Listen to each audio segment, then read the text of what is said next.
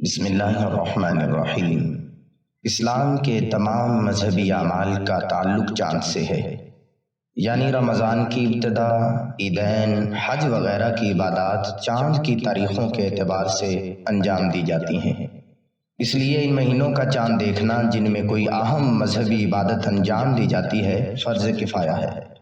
فرض کفایہ یہ ہم جانتے ہیں جس کو اگر کوئی ایک ادا کر لے تو کافی ہے، اگر کسی نے بھی نہیں کیا تو سب گناہگار ہوں گے۔ رمضان چونکہ اللہ کا مہینہ ہے اور ہمارے لیے مقدس مہمان کی حیثیت سے آتا ہے، اس کی بے پناہ فضیلتوں کو دیکھتے ہوئے مسلمانوں میں ایک الگ مقام ہے۔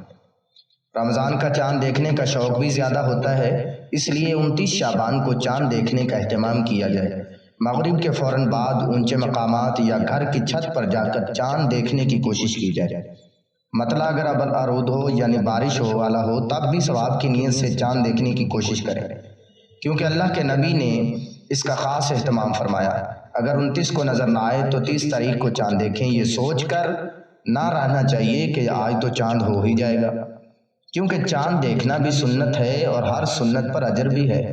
چاند نظر آ جائے تو یہ دعا پڑھی جائے: اللہم اہلہ علینا بالامن والایمان والسلامتی والاسلام ربی وربک اللہ۔ اے اللہ، اس چاند کو امن، ایمان، سلامتی اور اسلام کے ساتھ ہم پر طلوع فرما۔ اے چاند، میرا اور تیرا رب اللہ ہی ہے۔ اور اگر ساتھ 41 مرتبہ سورۃ القدر پڑھ لی جائے تو انشاءاللہ رزق میں برکت پورا سال ہوگی۔